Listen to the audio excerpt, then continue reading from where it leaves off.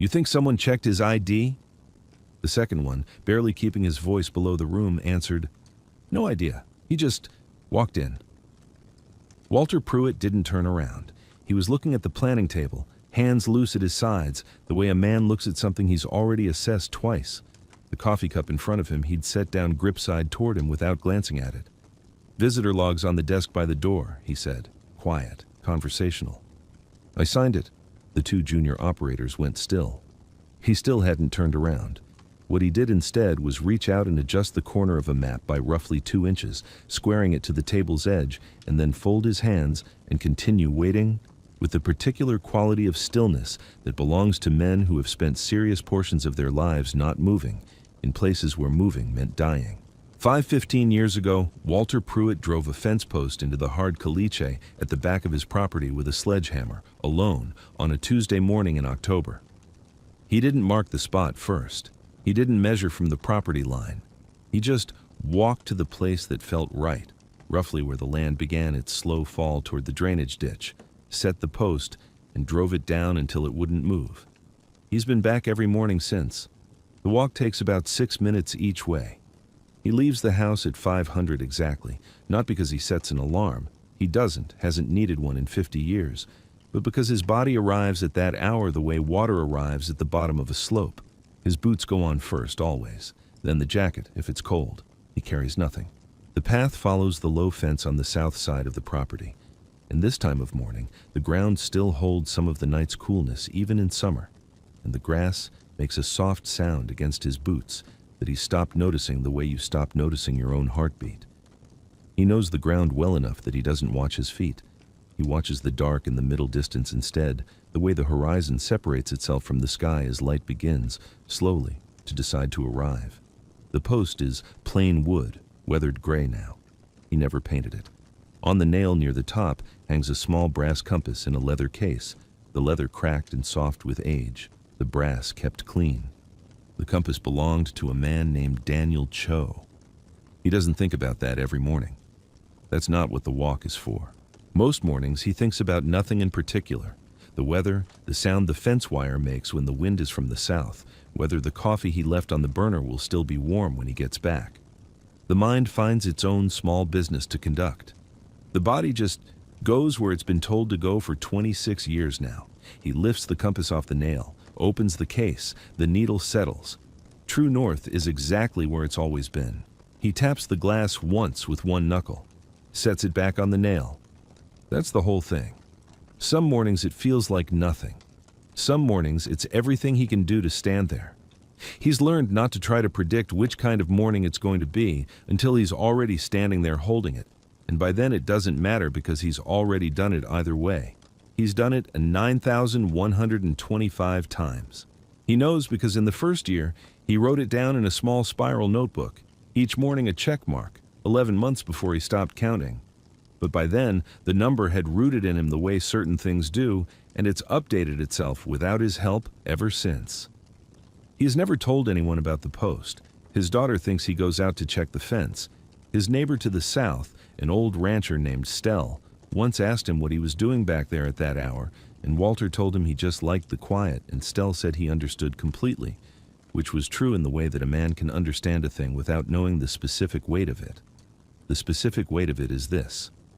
Daniel Cho was 29 years old. He was the best swimmer Walter had ever known, in or out of the water. He died in a place that doesn't appear on any declassified map in 1994, doing a thing that no official record describes. He has a grave that Walter has visited 11 times. He has a family that Walter called every year for 15 years before he couldn't anymore. And he has a compass hung on a post in a Texas field that still reads true north. It always has. Walter taps it once more, not planned, just a thing his hand does sometimes, and then he turns and walks back toward the house. The gate guard had been polite about it. That was something. Sir, I'll need to verify your appointment with the base commander's office before I can issue a pass. Walter had handed him the phone number, waited at the little booth while the kid made the call, standing with his hands loose at his sides, watching the pelicans work the bay behind the compound. 3 of them. Riding thermals low over the water, tipping, correcting, tipping again. He counted the interval between their wing beats without meaning to. Old habit. The pass came through in 4 minutes. The guard handed it back with both hands and said nothing else. Now he was inside, and the room was not empty. A long planning table dominated the center. Maps, aerial imagery printed on mat stock, curled slightly at the corners from the overhead air conditioning. Grease pencil overlays on acetate sheets. A dry erase route diagram on the far wall that someone had started and not finished. There were 8 or 9 men in the room, junior operators and trainees by the look of them, and they had arranged themselves in the comfortable way people arrange themselves when the authority figure hasn't arrived yet.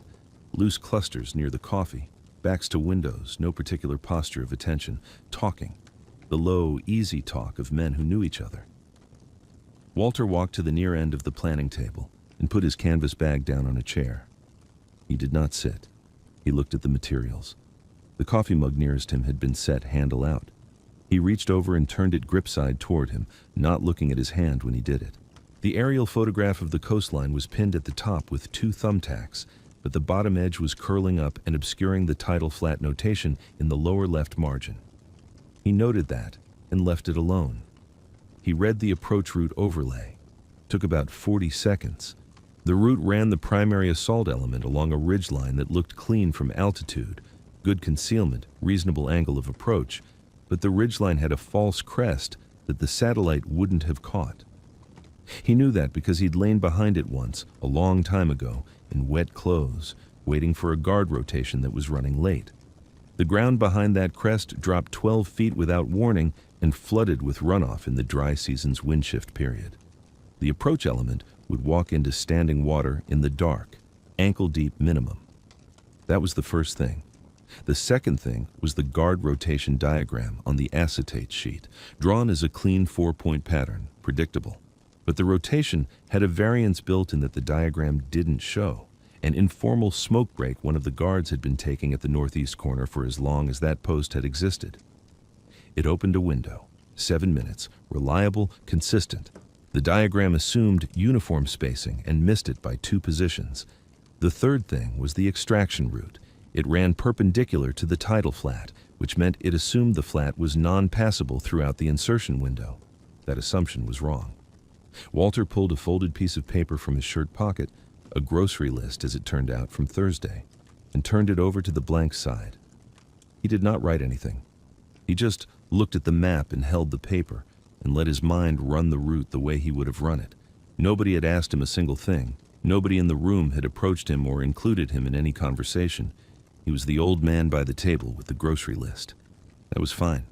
He could hear 2 of the younger ones near the door, talking just low enough to think they were private. He put the grocery list back in his pocket. He could wait. Preston Garfield came in like he owned the square footage, not loud about it. That wasn't his style. He was 29, maybe 30, with the build of someone who had never missed a workout and the jaw of someone who had been told about it. Lieutenant, junior grade, but moving like he expected the next promotion to arrive any day now. He set his folder on the near end of the table, scanned the room with the quick professional sweep they teach you, and then his eyes found Pruitt and stopped. Just stopped. The way eyes stop when they land on something that doesn't belong. He looked at the frayed cuffs, the 2 missing buttons, the work shirt, olive green, soft as old leather, the kind of thing you'd find at a church sale in a Ziploc bag. He looked at Pruitt's hands, which were resting flat on the table, perfectly still. He looked at the coffee cup sitting grip-side toward the old man, and the folded map beside it, oriented the same way, and whatever story he was telling himself about what he was seeing, you could watch him finish telling it. He walked over. "Hey there." Friendly, easy. "You waiting for someone?" Pruitt looked up. "Commander Weston. She's running late, you know that?" "I know." Garfield glanced at the folder under his arm, then back. "And you are?" "Pruitt. Just the name, nothing after it." Garfield smiled. It was a good smile, practiced, the kind that said, "I'm being generous with you right now." "Pruitt, okay." He pulled out a chair across the table, not sitting in it, just holding the back. "I don't want to be the guy who asks, but you've got credentials for this room? Because this is a restricted planning space and I don't see a badge, so." Walter looked at him for a moment. Then he reached into his shirt pocket and produced a folded slip of paper, a handwritten visitor authorization on base commander letterhead, and slid it across the table. Garfield unfolded it, read it, folded it back, slid it across without comment because the name at the bottom made that particular angle unavailable to him. So he shifted. "What branch did you serve?" He asked it lightly, conversationally, the way you ask someone where they went to college. "Navy." "And what rank when you retired?" There it was. That was the real question. That was the dismissal dressed up as courtesy, and they both knew it. The phrasing, specifically, "when you retired," carrying the weight of the unsaid, because whatever you were then is what you are now, and I can see what you are now. Pruitt didn't answer right away. He picked up his coffee cup, took a slow drink, set it back down. Gripside toward him, right where it was. "A 9, he said. Garfield absorbed that. Master Chief. He hadn't expected that, but he recalibrated fast because E9 was still enlisted, and there was a commissioned officer corner of his brain where that distinction mattered in a way he'd never had to examine. "E9, he nodded. "Good career." Good career. Like he was commenting on a retirement party cake. 2 of the second phase trainees near the whiteboard heard it. One of them looked at the floor. The other one looked at Garfield. Pruitt set his palm flat on the table, looked past Garfield at the mission overlay still projected on the far wall. He had been looking at it for 20 minutes before anyone else arrived, and he had already found the 3 things wrong with it, and he had not said a word because no one had asked him, and because the man who was supposed to introduce him wasn't here yet. He could still wait. "Tell me your rank, Grandpa." Garfield said it loud enough for the room to hear. Not a shout, a performance. The kind of volume that wants an audience and knows it has one. 2 of the trainees near the window shifted their weight. The third one, a young lance corporal who hadn't said anything since Pruitt arrived, went very still. Pruitt didn't move his hand from the table. He looked at Garfield the way a man looks at weather. Not threat assessment, not anger, just noting it. Noting the posture, the smirk, the way Garfield's arms had crossed in the last 30 seconds, the way a man's arms cross when he wants to look bigger than he feels. Pruitt noted all of it and filed it and returned his attention to the projected overlay. "Navy," he said. 26 years. "Retired rank," Garfield said. "Master Chief." Garfield's smirk sharpened.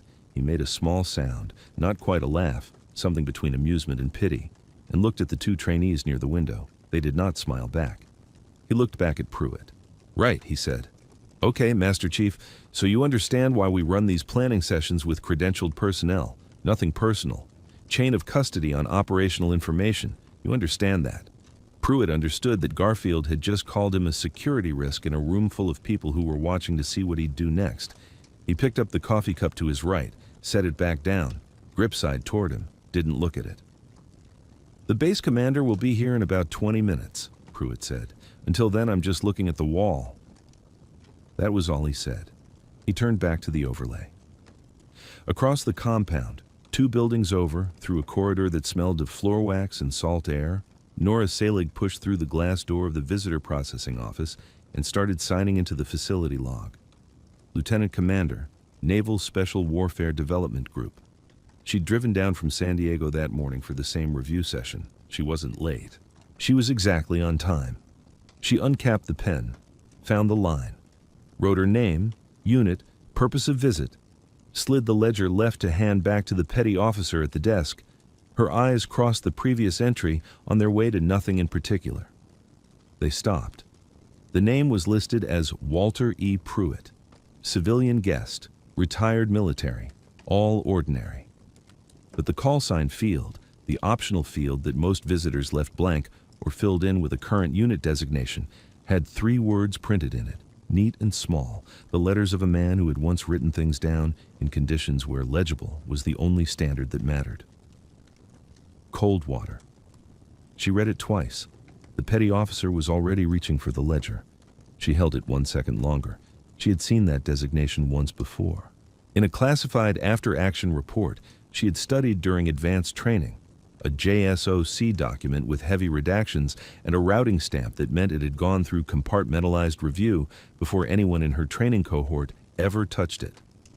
The report covered a non-attributable direct action operation in the early 90s, multiple objectives, one team element whose identifying information had been fully redacted, except for a single mission call sign that appeared throughout the document in the narrative sections 3 times on the first page alone, in descriptions that had made her sit straighter in her chair.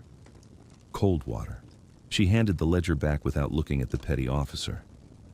"Which room is the tactics review?" he told her. She walked out of the processing office the same way she'd walked in, measured, unhurried, no change in her expression. But her cap was already in her hand, and she was moving a little faster than she needed to. Garfield had found his rhythm. That was the thing about men like him. Give them a room that isn't pushing back and they'll fill it. He'd straightened slightly, shoulders back, the practiced posture of someone who'd given this particular speech before, or something close to it. About credentials, about the weight of a command space, about the difference between observation and expertise, and how one of those things was earned. "I'm not trying to be unkind," he said, and meant the opposite. "But this is an active planning environment. The men in this room are preparing for real-world ops. There's a standard for who gets to sit at this table, and that standard exists for a reason. Rank, training record, current clearance level. You show me those 3 things and we don't have a problem." He tilted his head toward the door, not quite pointing. Close enough. Pruitt hadn't moved. He was still standing at the near edge of the table, one hand resting light on the laminated map surface, and he was looking at Garfield the way a man looks at weather, not with contempt, not with impatience, just with a flat, thorough recognition of what's happening and what it will do.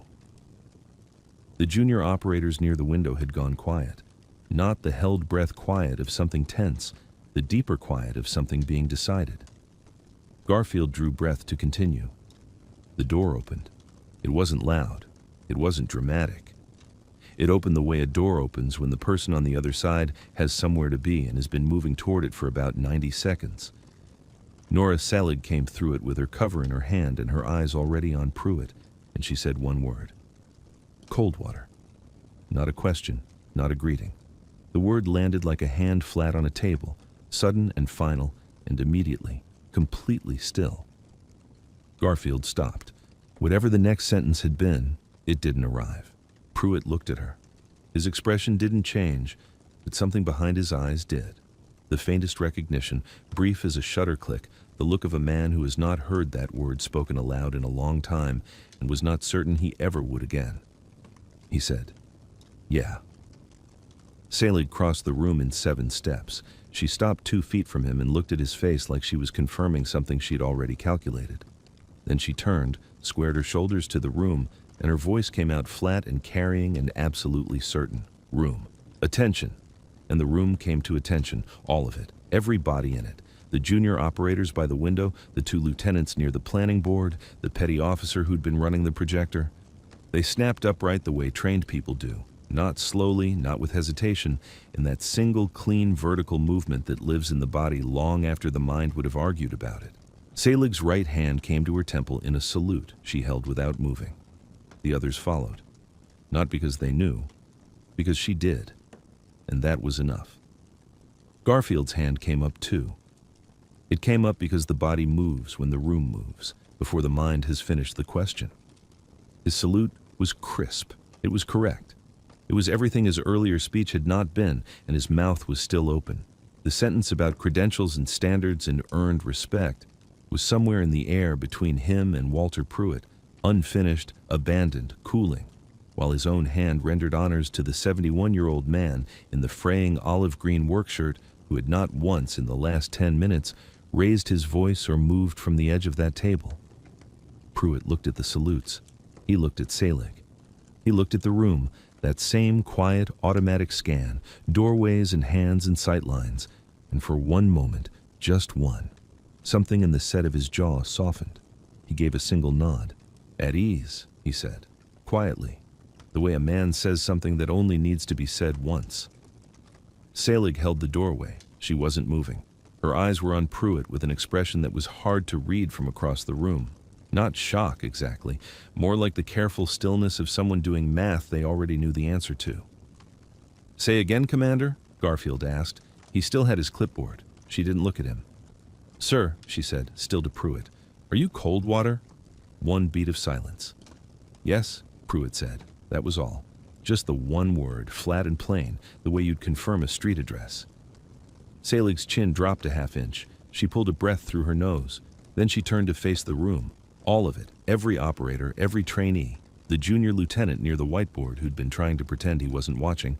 And when she spoke, her voice had shifted into something that left no room for interpretation. Room. Attenhut. It moved like a current. Every person in that space snapped upright in the same instant. The lieutenant near the whiteboard, the two trainees by the door who'd been muttering 30 minutes ago, the operator who'd been leaning against the far wall with his arms crossed. Garfield stood up straight, automatic. His body knew what to do before his mind caught up with what was happening. Selig brought her right hand up in a crisp, held salute and kept her eyes forward. One by one, every hand in that room followed. Garfield's clipboard was still in his left hand. His right came up. It was precise. It was correct. He was looking at Walter Pruitt, the fraying collar, the missing buttons, the olive green shirt worn soft as old canvas, and his mouth was still slightly open around the question he hadn't finished asking. Something about credentials, something about earned respect. The question had just answered itself. Pruitt stood in the middle of all of it and didn't move for a moment. Not because he was absorbing the honor. He'd been in rooms like this before, in configurations nobody in this building had clearance to know about. He stood still because he was giving it its proper weight. You don't rush through something like this. You let it be what it is. Then he raised his hand. Slow, deliberate, the salute he returned was unhurried and exact, the kind that comes from a place so deep in a man's muscle memory it bypasses conscious thought entirely. His wrist was straight, his fingers were together, his elbow was level. At ease, he said, quietly, the way a man says something that only needs to be said once. The hands came down, the room breathed again. Selig stepped in and closed the door behind her. She crossed to Pruitt and offered her hand, and when he shook it, she covered the grip with her left hand for a moment. A small gesture, quick, but it wasn't a formality. It was something else. I read the Kobar file, she said, quietly enough that it didn't carry. The annex, the part that doesn't appear in the official summary. Pruitt looked at her. Took me 3 months to figure out who Coldwater was, she said. I thought the call sign had been retired. It had been, he said. She nodded once, understood, didn't push it. Behind her, Garfield was still standing exactly where he'd been. The clipboard was at his side now, held loosely like he'd forgotten it was there. He wasn't speaking. His eyes were on Pruitt with an expression that was working through something, working through it slowly, the way you do when the floor is shifted under you and you're still not entirely sure which way is down. Nobody said anything to him, nobody needed to. Selig lowered her hand. The room settled back to its normal posture, bodies finding chairs and walls again, the held breath released. But something had changed in the quality of the quiet. It was the kind of quiet that pays attention. The mission materials were still on the table. Pruitt walked to them without being asked. He stood at the edge of the table and looked at the satellite overlay for maybe 10 seconds. Didn't touch it yet. Just looked. His eyes moved the way they always moved. Systematic, left to right, near to far, the same sweep he'd been running his whole life on, everything from harbors to hallways. Then he picked up the topographic printout, set it back down facing him, grip side, without looking at his hand. Your approach corridor. He tapped a point on the overlay. Here, you've flagged it impassable. The lieutenant running the board, a compact woman named Ibarra, nodded once. Satellite puts 3 feet of standing water across that flat at mission window. We lose the route. Your satellite looked at the wrong tide. Nobody interrupted him. That flat drains to packed silt over a limestone shelf. Limestone doesn't hold moisture the way clay does. It sheds.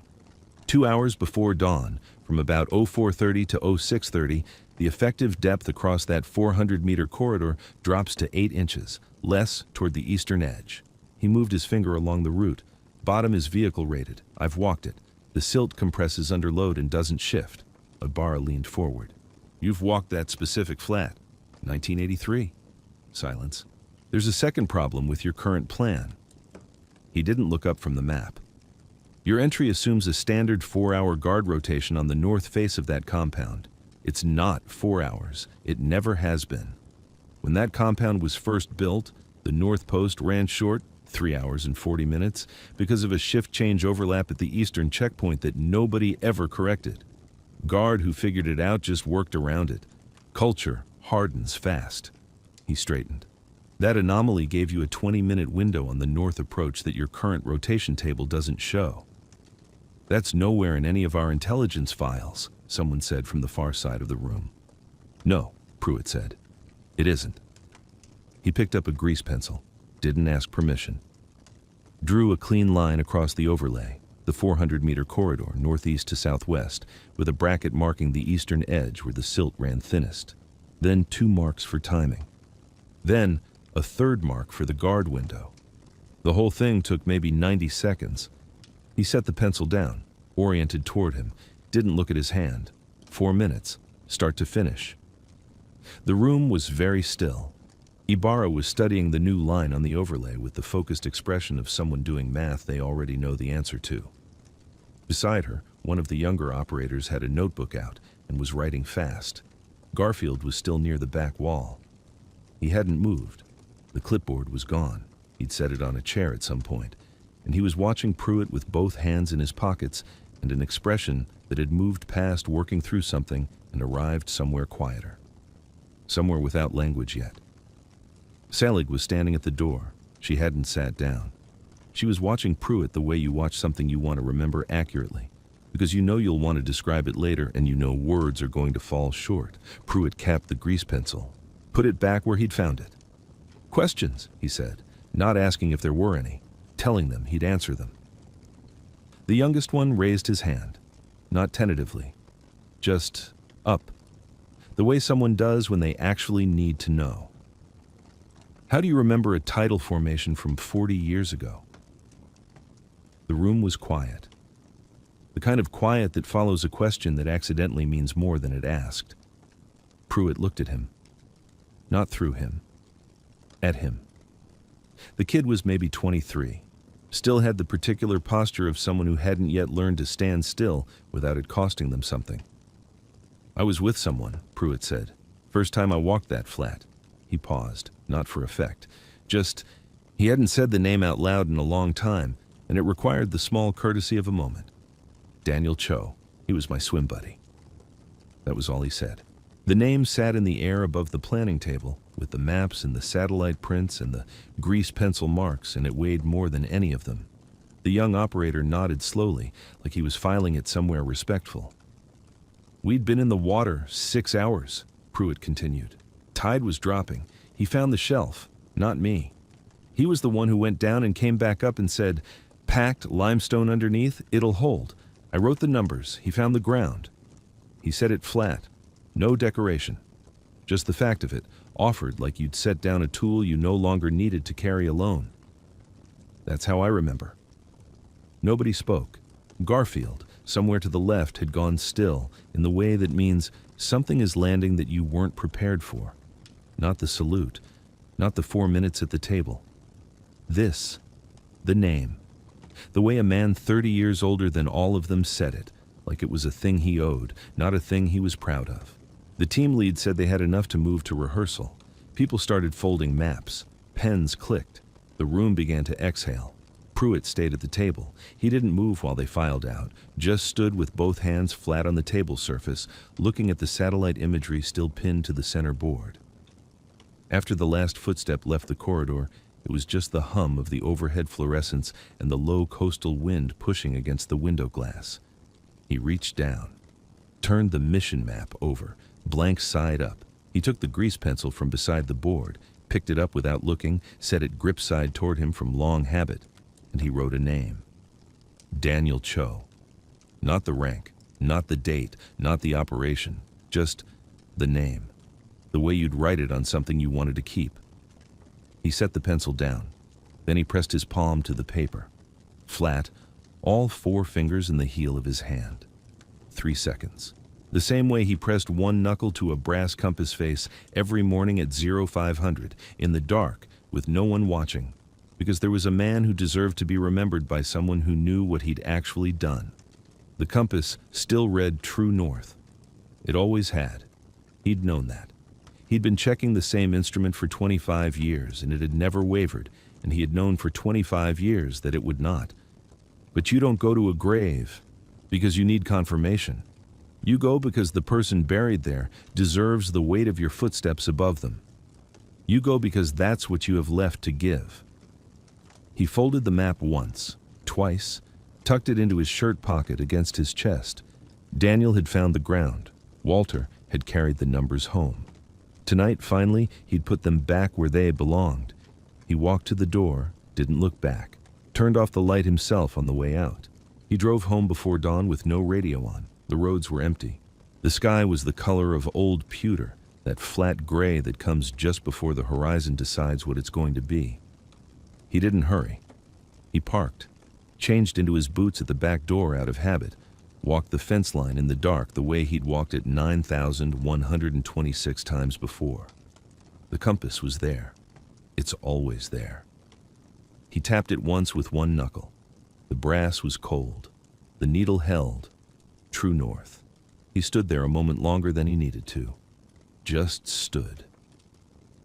The morning was quiet, not silent. There was wind moving through the scrub somewhere to the east, but quiet the way old grief goes quiet when it finally stops trying to explain itself. Daniel Cho had been 29 years old. That's the thing nobody gets a file on, not the age, not the way a man laughs at something stupid 2 hours before he doesn't come back. Walter looked at the compass one more time. Then he put his hands in his pockets and started back toward the house. The needle held steady behind him.